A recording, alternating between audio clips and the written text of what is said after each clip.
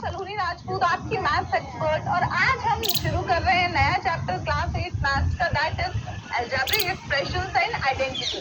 बहुत ही important chapter, उसका आज हम देखेंगे ओवरव्यू। पर इस लेक्चर को शुरू करें उससे पहले ये और बता दूं मैं कि क्या पढ़ा था हमने हमारे प्रीवियस लेक्चर में। इससे पिछले लेक्चर में हमने डिस्कस किया था summary of the chapter comparing quantities, यानी कंपेयरिंग क्वांटिटीज में हमने क्या क्या इंपॉर्टेंट चीजें पढ़ी जो बहुत ज्यादा इंपॉर्टेंट थी। वो सारी चीजें हमने उस पिछले लेक्चर में डिस्कस कर ली थी और वो चैप्टर हो गया था खत्म।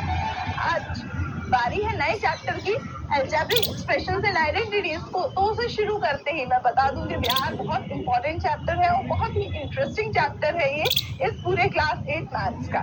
तो इसलिए बेसिक्स समझ लें, अगर हम एक बार बेसिक्स को पकड़ लिए तो ये चैप्टर बहुत स्मूथली चलता जाएगा। और अगर बेसिक्स में ही हो गई गड़बड़ तो दिक्कत होने वाली है आगे चैप्टर में। इसलिए कोई भी लेक्चर मिस नहीं करना है, हर लेक्चर हम साथ में पढ़ते जाएंगे सो दैट सारे क्वेश्चंस हमें इजी फ्लो में समझ में आते चले जाएं। सो आज जैसे कि मैंने आपको बताया कि हम ओवरव्यू देख रहे हैं चैप्टर का, यानी कि हम देखेंगे क्या क्या इंपॉर्टेंट चीजें हम इस चैप्टर में कवर करने वाले हैं, सो दैट आपको एक आइडिया लग जाएगा कि अब अपकमिंग लेक्चर में हम क्या क्या चीजें पढ़ेंगे। तो ये जैसे कि क्लास 8 मैथ्स का एक चैप्टर है अलजेब्रिक एक्सप्रेशंस एंड आइडेंटिटीज। तो सबसे पहले हमें समझना होगा कि व्हाट आर एक्सप्रेशंस, एक्सप्रेशंस का मतलब होता क्या है।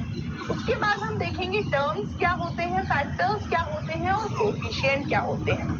क्योंकि किसी भी अलजेब्रिक एक्सप्रेशन के लिए ये चीजें पता होना जरूरी है यार। मतलब चैप्टर का नाम नहीं पता होगा, एक्सप्रेशन नहीं पता होगा, आइडेंटिटी नहीं पता होगी तो आगे हम कैसे बढ़ सकते हैं। तो बिल्कुल ये चीज डीपली हम अगले लेक्चर में एक एक करके क्या करेंगे, हर एक चीज को डीपली समझने की कोशिश करेंगे ब्रीफली। तो एक्सप्रेशन समझेंगे हम, टर्म्स, फैक्टर्स और कोएफिशिएंट किसको बोलते हैं, कैसे फाइंड आउट करते हैं, ये भी हम देखेंगे।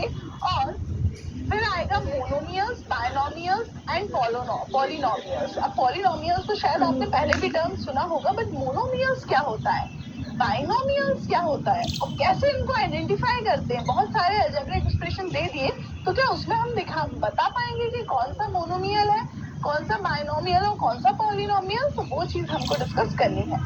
आगे है लाइक एंड अनलाइक टर्म्स। कौन से होते हैं लाइक टर्म, कौन से अनलाइक टर्म, तो वो तो हमको तब पता चलेगा जब हमको मतलब पता होगा टर्म का, कि टर्म क्या होता है। डेफिनेशन के थ्रू हम समझेंगे हर एक चीज को, सो दैट आपका ये जो नॉलेज है वो बहुत अच्छे से बिल्कुल फिक्स हो जाए आपके ब्रेन में कि एक्चुअली